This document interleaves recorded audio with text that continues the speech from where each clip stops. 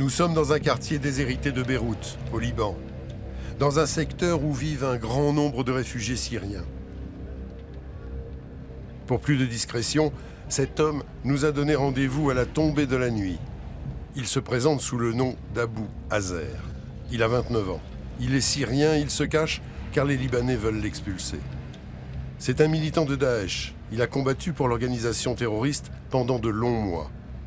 Mais son arme n'était pas une Kalachnikov ou un mortier, c'était une caméra. De Daesh, Abou Azer a tout vu, tout filmé. Les combats, les exécutions, les camps d'entraînement, les tortures. Ce djihadiste a fait 18 mois de prison pour son rôle au sein des services de propagande de l'organisation terroriste. Il a vu mourir beaucoup d'hommes et a sans doute lui aussi tué, mais n'a aucun remords. Je n'ai rien fait de mal. Je ne faisais que mon métier. Tu es journaliste, et si on te dit d'aller filmer là-bas, c'est ton boulot. Tu fais ce qu'on te dit. Tu ne tues pas, tu ne fais de mal à personne. Tu filmes, un point c'est tout.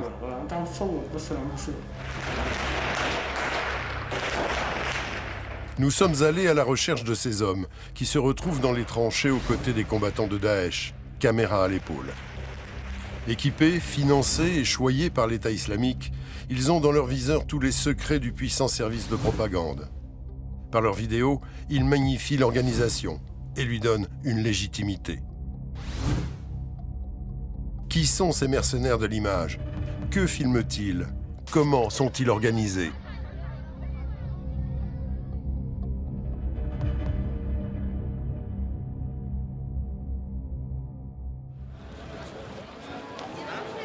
Certains caméramans aujourd'hui ont déserté et se cachent à l'étranger.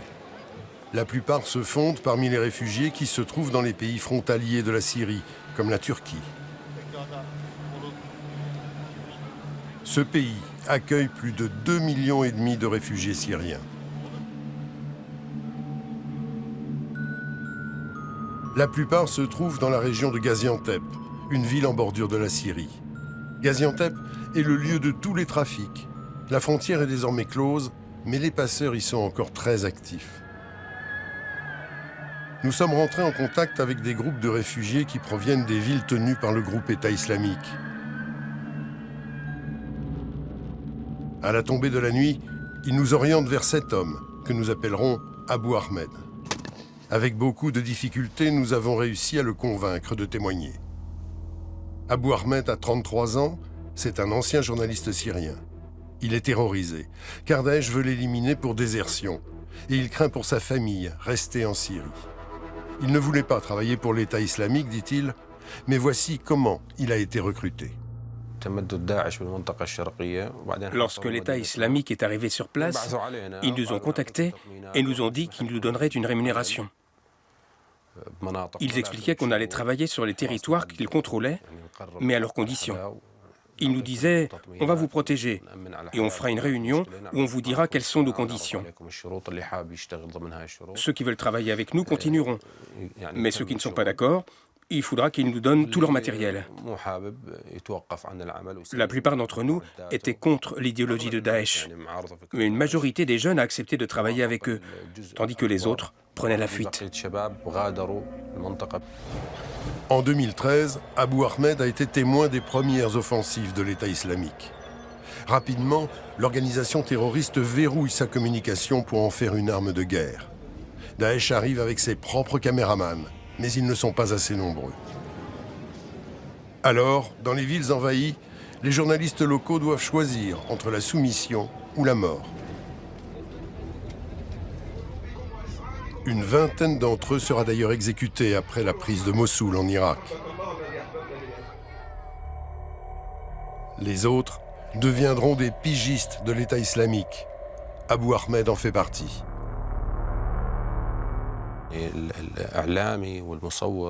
Les personnes qui savaient tenir une caméra, et d'ailleurs tous les journalistes, avaient une très grande valeur pour l'État islamique. Ils n'en ont pas suffisamment.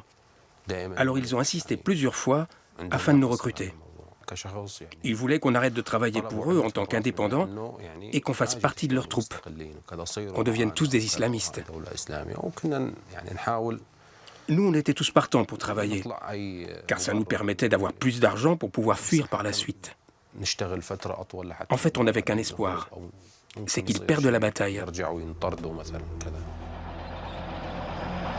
Chaque fois qu'une ville est conquise, les hommes de Daesh saisissent les armes, mais aussi les caméras, afin de maîtriser l'information. Ils les redistribuent avant chaque mission. Maintes fois, Abou Ahmed a dû mettre en scène les images qu'il filme afin de glorifier l'État islamique. Comme cet homme qui fait l'apologie de son chef, Abou Bakr al-Baghdadi, sur fond de défilé conquérant.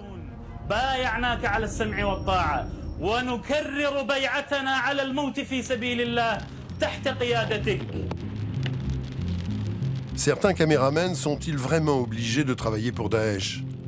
Pour vérifier le témoignage d'Abou Ahmed, nous nous sommes rendus au Liban, un pays lui aussi débordé par le flux de réfugiés. Ils y sont près de 2 millions. Nous y avons rencontré Kassim, un Irakien de 24 ans, un homme traqué, car lui aussi a déserté les rangs du groupe État islamique après y avoir travaillé comme caméraman pendant 2 ans. Il craint désormais les représailles de Daesh ou des autorités libanaises. Notre rencontre se fait dans un environnement où se dissimule un grand nombre de réfugiés. En 2014, quand Daesh envahit la ville de Mossoul en Irak, Kassim avait un magasin photo que les djihadistes ont aussitôt fermé. Son cousin, membre influent de Daesh, lui demande de travailler pour lui. Kassim filmera alors pour l'organisation. Il affirme que c'était sous la contrainte.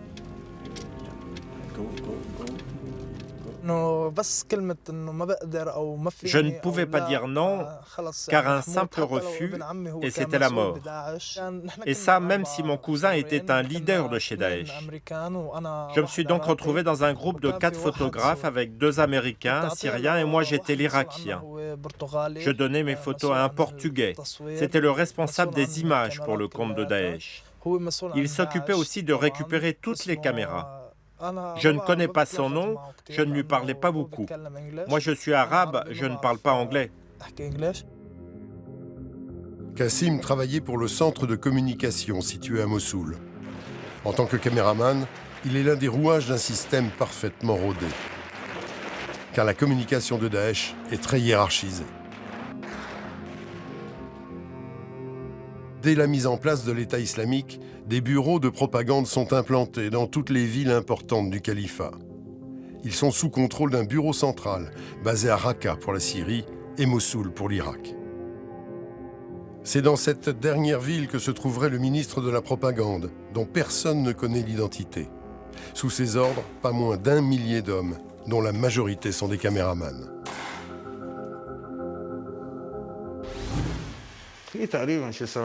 Je pense qu'il doit y avoir entre 700 et 800 caméramens. On est vraiment nombreux. Ils sont de toutes les nationalités.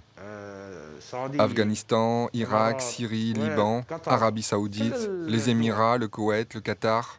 Tous les pays sont là. La Bulgarie, la France. Il y avait beaucoup de Français? Oui, les Français sont nombreux.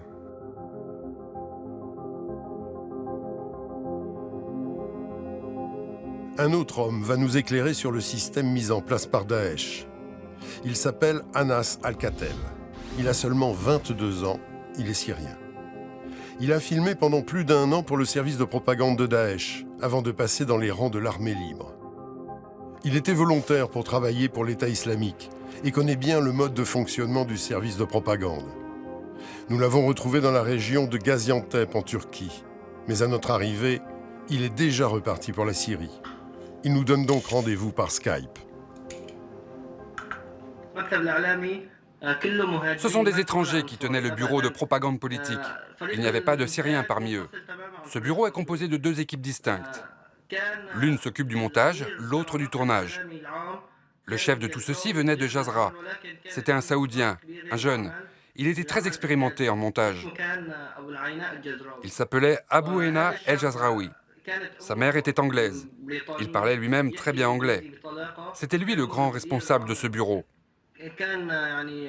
On travaillait aussi avec d'autres étrangers, dont des Américains. Et on retrouvait pratiquement toutes les nationalités européennes, presque toutes. L'équipe d'Alep était extrêmement compétente. Cet Américain, tu en as déjà entendu parler? Je ne lui parlais pas vraiment. Les volontaires qui venaient ici, par exemple, si c'était un Américain, ne disaient pas qu'il était américain. Ils se donnaient tous des pseudos, parce qu'ils avaient peur de révéler leur identité. Seuls les grands chefs savaient exactement d'où ils venaient. En tant que cadreur indépendant, Anas gagnait autour de 1 000 € par mois. Une somme généreuse dans la Syrie en guerre. Mais c'est surtout 3 fois plus que ce que gagne un simple combattant. Si Daesh est aussi généreux avec ses caméramens, c'est que l'organisation a compris l'importance de la propagande. Alors, pour assurer un flux d'images, l'organisation utilise aussi ses propres hommes, un staff de permanents aguerris traités comme de véritables dignitaires. Abu Azer faisait partie de ces caméramens choyés par l'État islamique. Ces vidéos lui ont rapporté des fortunes. J'étais payé entre 3 000 et 3 500 $ par mois lorsque je filmais la vie quotidienne, et environ 6 000 à 7 000 $ lorsque je filmais les combats. J'avais aussi une maison, une voiture, et on m'a même autorisé à prendre une femme. D'ailleurs, elle aussi déambulait dans les rues avec un fusil. Je faisais tout ça pour l'argent.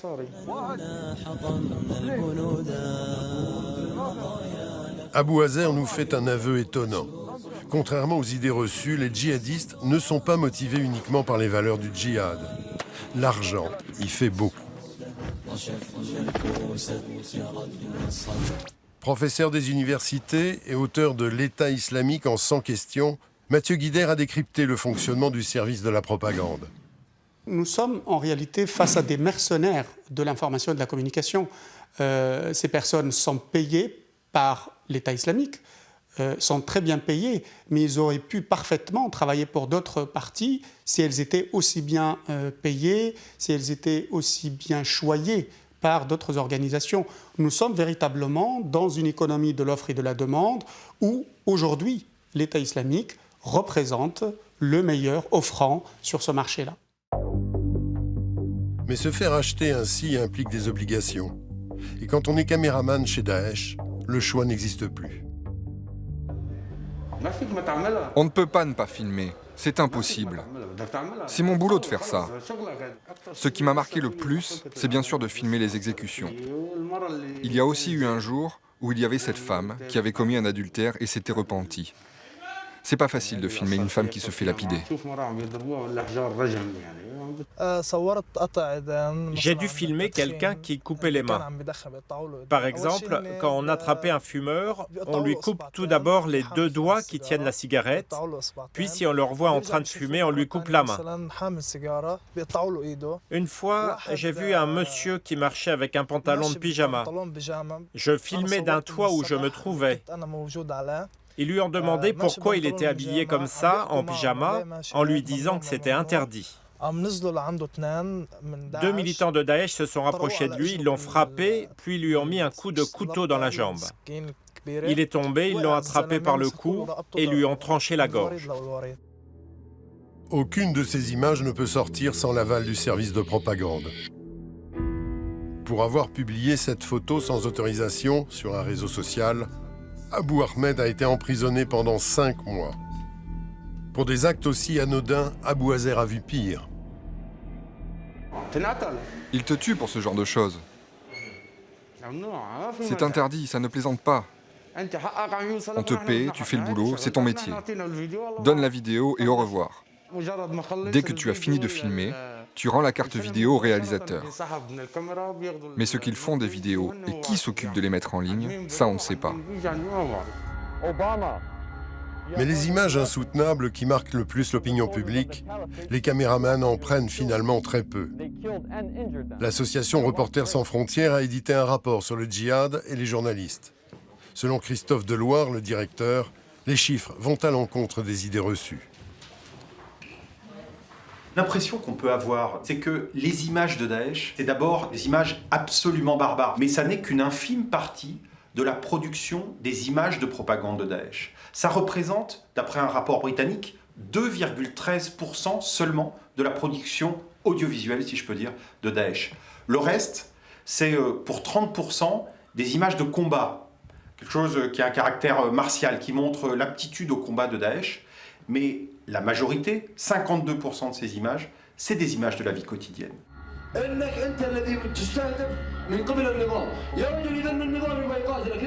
Ces images de la vie quotidienne, en voici quelques-unes.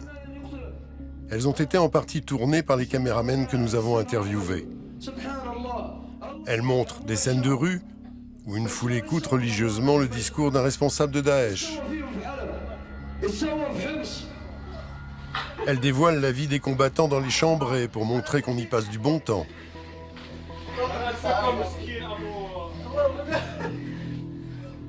Elles s'amusent des boutades d'un djihadiste blessé qui imite les Asiatiques.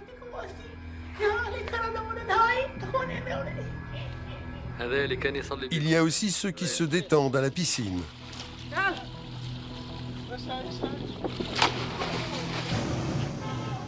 Les images rappellent aussi les règles de vie, l'interdiction formelle de fumer, la façon de porter le niqab, ou encore le militantisme de certaines femmes.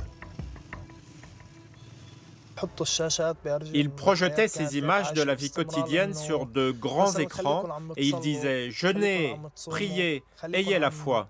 Si vous faites cela, on vous donnera tout ce que vous désirez. » Mais en fait, les gens de Daesh, ce sont eux les pires des monstres. La diffusion se déroule lors de réunions publiques, plusieurs fois par semaine. La possession de téléviseurs est interdite sous le califat, sous peine de prison ou de mort.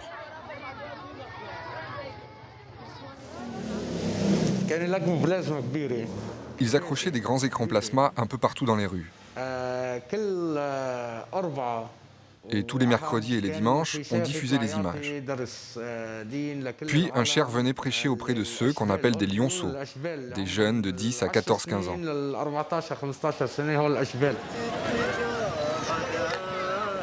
Certains caméramens font preuve d'un zèle sans limite. Ils se mettent eux-mêmes en scène, comme cet homme, devenu une petite célébrité locale. Ce djihadiste nous avait promis une interview, mais par 2 fois, il s'est rétracté au dernier moment. Sur cette séquence, il a laissé sa caméra à un assistant pour faire lui-même la promotion du califat. Le lieu a été choisi pour sa douceur, le décor est bucolique, mais les mots sont des armes.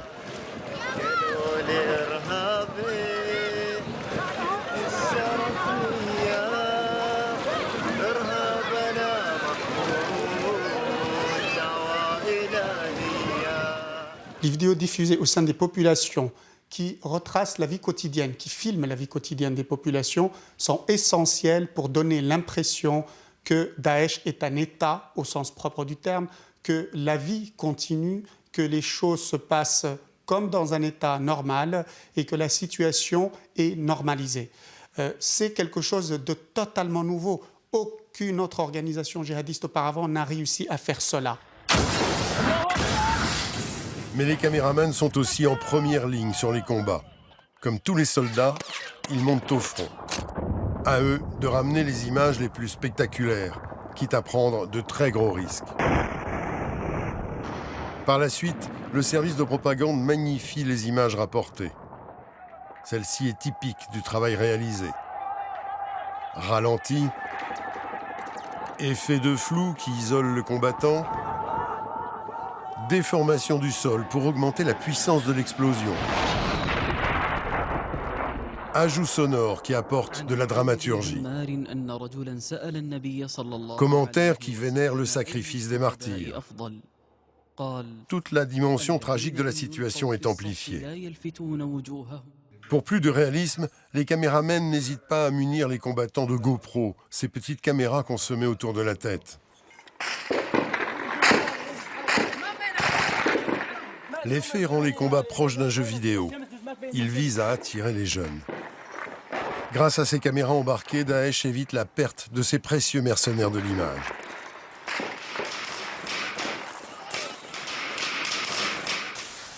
L'État islamique n'est pas prêt à sacrifier comme ça un journaliste. Il est prêt à sacrifier 100 hommes ou même 1000 hommes plutôt qu'un caméraman. Chose peu connue, les caméramans contribuent aussi aux stratégies de guerre.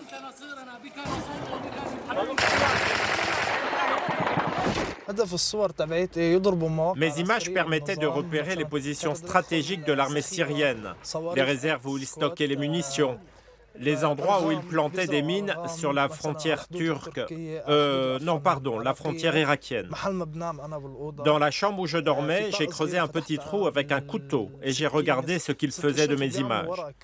Je faisais cela pour surveiller un peu leur travail. Je me suis rendu compte qu'ils les agrandissaient et planifiaient les attaques en se basant sur les informations qu'elles donnaient. J'ai surtout pu remarquer que c'était des types qui interdisaient aux populations de fumer, mais une fois qu'ils avaient fini leur boulot, eux-mêmes se mettaient à fumer et faisaient ce qu'ils voulaient. Kassim comprend en partie ces écarts. Le métier de caméraman implique de filmer des images terribles qui le hantent encore. Anas a lui aussi le sommeil perturbé. Une fois, il lui a fallu tourner une exécution. C'est Hollywood au pays de Daesh. Pour les films de propagande, toute une équipe de professionnels est mobilisée avec un réalisateur à sa tête. Parce que c'est lui qui va mettre en scène son idée. Le réalisateur donne ses directives à chaque caméraman. Une personne est responsable des zooms, par exemple.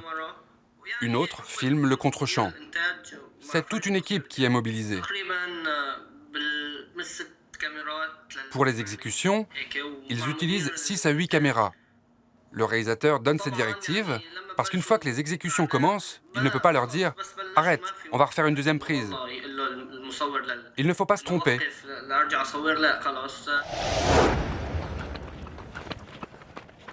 Un exemple, cette vidéo d'enfants qu'on entraîne à tuer.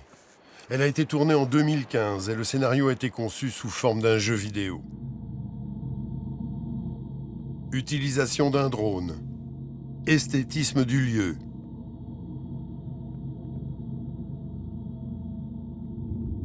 Choix des enfants en fonction de leur personnalité. Jeu de pistes macabres. Chaque image est une mise en scène.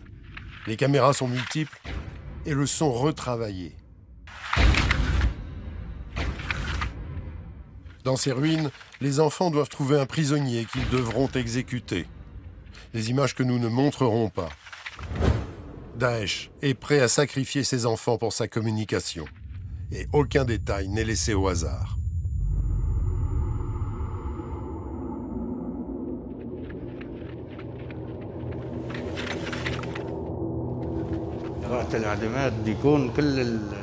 Quand on filme une exécution, sur place, il faut qu'il y ait le monteur, le réalisateur et tous les techniciens qui doivent se tenir prêts.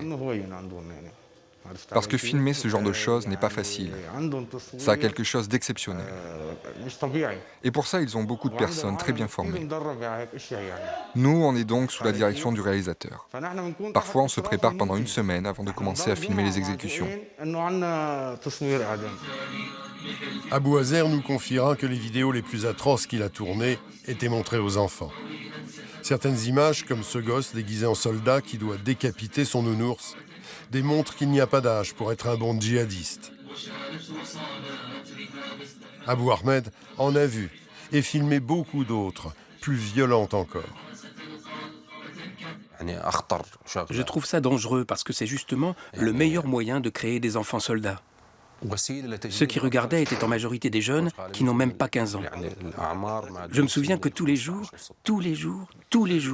une fois que le film se terminait, certains des enfants rejoignaient les rangs de l'État islamique. On les mettait dans des camps d'entraînement. Et toi, en tant que frère ou père, tu ne pouvais ni demander de leurs nouvelles, ni aller les récupérer. Après tout, pourquoi donc leur interdire de combattre ou de faire leur djihad ? Les mises en scène les plus travaillées visent la planète entière et inondent les réseaux sociaux. Ici, on a demandé à ces djihadistes de brandir leur passeport, qui sera par la suite brûlé en signe d'allégeance. Là, un paysage grandiose souligne la puissance des soldats au premier plan. Là encore, un décor martial en toile de fond, ou l'utilisation de jeunes convertis au teint clair. Alors qu'à ses débuts, Daesh privilégiait des images de terreur pour mettre en avant sa puissance, l'organisation tente aujourd'hui d'assouplir sa communication en mettant en scène des djihadistes étrangers, heureux, dans un environnement agréable. Abou Azer, par exemple, a participé au tournage de ce médecin australien.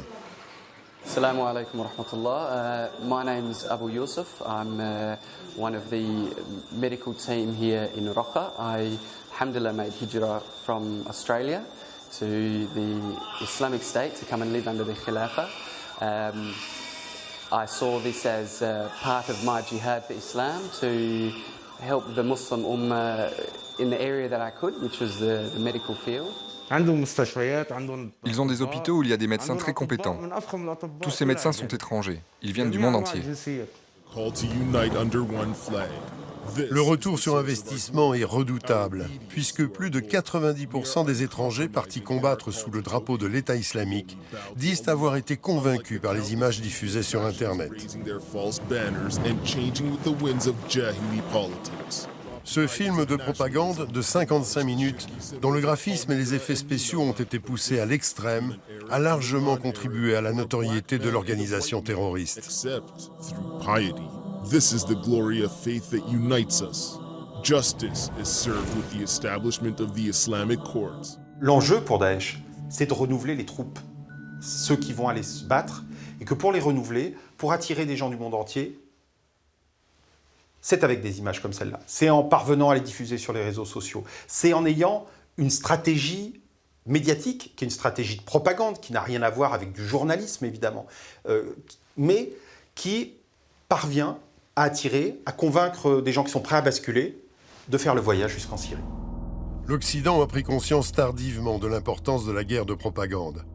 Sur son site, le FBI affiche désormais le portrait de ses membres les plus actifs pour les identifier. Cet Américain, par exemple, porte-voix du film de propagande le plus abouti réalisé par Daesh. Et depuis 2015, des frappes comme celle-ci visent des centres de communication disséminés dans le califat. Mais les caméramens n'ont pas besoin de ce déluge de feu pour tomber sur le champ de bataille. Beaucoup de gens ont péri pendant les tournages. Et un grand nombre de caméramens ont été blessés. D'ailleurs, il y avait beaucoup de gens qui préféraient prendre les armes plutôt que de se mettre derrière une caméra. Parmi les 4 caméramens que nous formions avec les 2 Américains et le Syrien est mort. On était partis à 3 pour tenter d'aller de Mossoul à Kirkouk, parce qu'a priori, il y avait des attaques d'un groupe terroriste qui luttait contre Daesh. De Mossoul, on est donc allé à Kirkouk avec des voitures qui appartiennent évidemment à Daesh. Quand on est arrivé sur place, le Syrien a ouvert sa porte pour aller filmer. À ce moment-là, un sniper qui se trouvait sur un toit d'un immeuble où se cachaient les terroristes l'a descendu d'une balle. Mais c'est avant tout en filmant de près les combats que les caméramans sont éliminés. Comme bien d'autres avant lui, celui-ci va mourir lors de la prise d'un poste avancé de l'armée syrienne.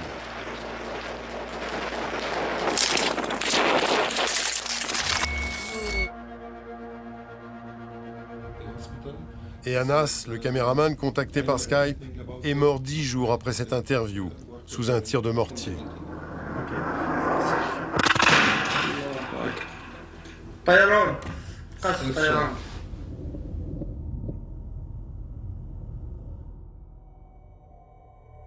Si sur le terrain, les rangs des caméramens commencent à s'éclaircir en raison des décès, des désertions, le flot d'images qui se déverse sur le net s'est très peu ralenti.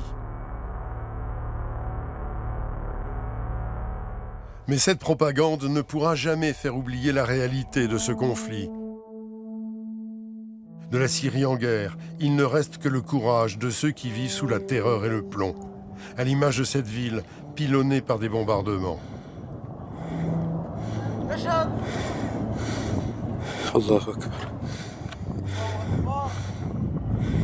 Les combats ont fait 280 000 morts et 5 millions de réfugiés.